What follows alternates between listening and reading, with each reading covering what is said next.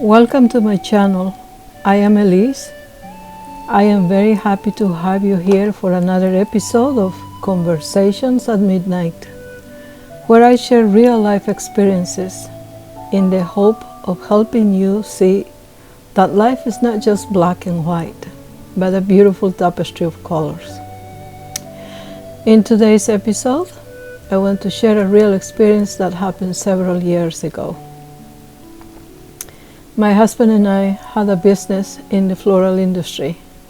We started from a tiny living room and grew up into 2 large warehouses in 2 different states, along with a beautiful storefront where we showcase our dried and preserved flowers and foliages. Our lives were constantly moving, traveling to see customers, managing warehouses, overseeing the store, working with more than 50 employees, harvesting, preserving, packing, shipping. Life became very busy, too busy in fact. Our children and even our pets traveled with us wherever we went. We didn't have holidays, weekends, or vacations.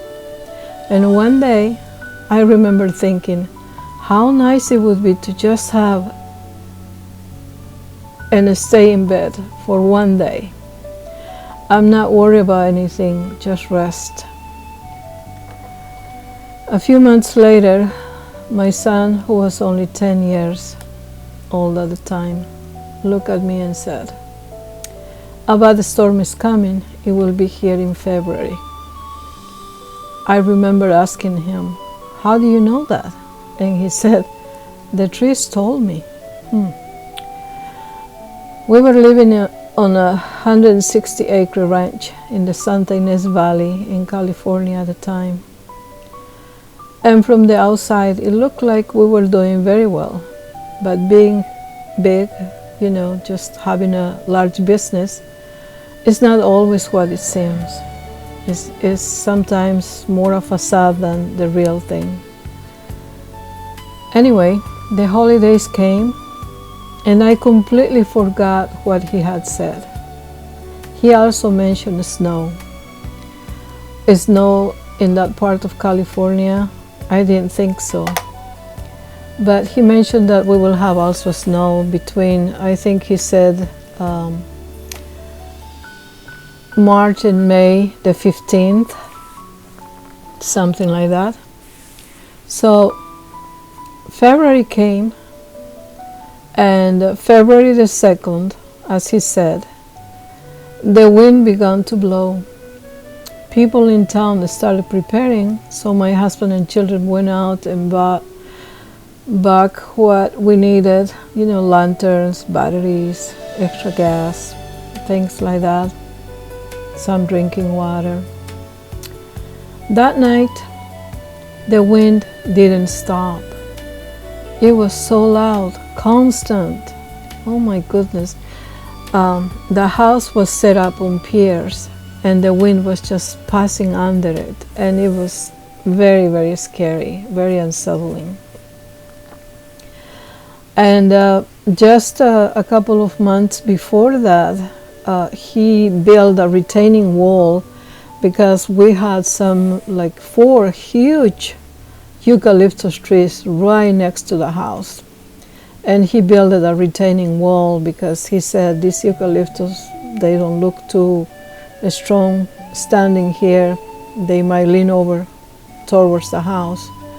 So I was so grateful that he did that, because what happened that night, the wind was just blowing so hard and it couldn't stop. Then my husband was reading by a lamplight a Goosebumps book about a storm. The kids were having fun. We were all laughing, thinking, "Oh my gosh, there's a storm outside, and here we are reading this story at the same time."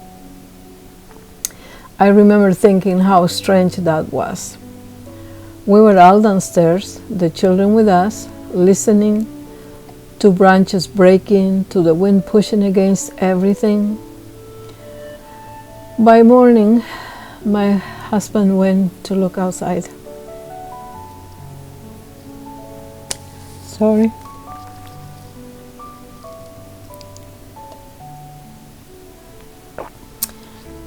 I was exhausted. I barely slept, but I heard him. He said, "It's gone. It's all gone." I got up and we opened the doors. We stood on the veranda, and across from us were our warehouse and our greenhouse stood. Everything was destroyed. Everything blown away, falling apart, down to the ground. But when I look at all of that, I didn't ask, why me? I simply said, no point in crying over spilled milk. It took us a month to clean everything. We had 2 trucks. We had one that was our truck, and he rented another large truck, so we had 2 large trucks taking all the product that was completely destroyed by the rain and the wind to the landfill. And it was truckload after truckload, and it took us a month cleaning everything, because in the canyon everything was just thrown out everywhere, so we had to go and clean everything up.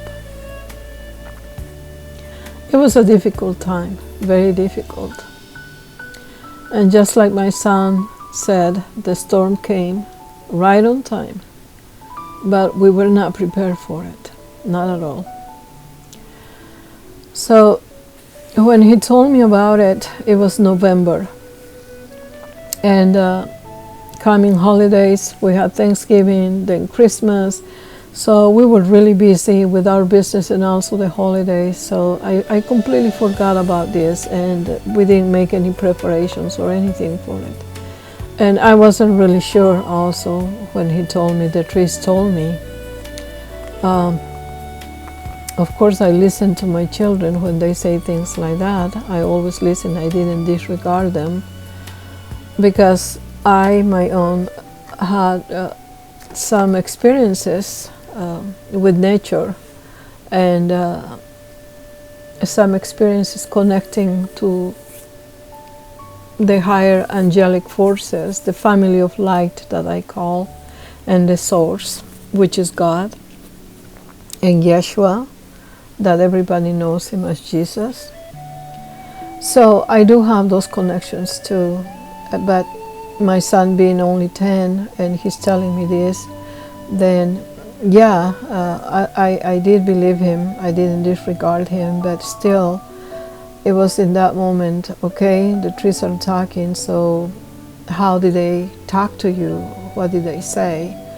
And he told me they expressed their connections through movements of breezes and wind, and they connect from one part to another part of whatever they are, forests and stuff. That's how they connect with each other, and they send messages to each other.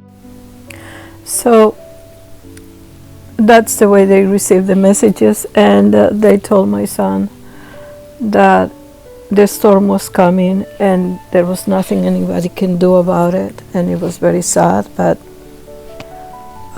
it was coming. And we didn't get prepared ourselves for it, like I said, with the holidays and the business going at the time very strong. I didn't have time. I forgot completely. And when February 2nd came, it was exactly as he said. The storm will be here in February and on the 2nd. And it happened. And so going through all of that, it was a very sad moment of our lives. But many ask, how did we survive such a thing? How did we end up having reestablishing our lives and everything. Because I didn't myself sit down and say why me or poor me or anything like that, but instead I had a lot of faith, and that is what I want to talk to you guys about on the next episode: how faith saves your lives. So until then, it was very nice talking to all of you, and thank you so much for being here, and I hope to see you on the next episode. This is Eliz saying good night for now. Thank you for being here.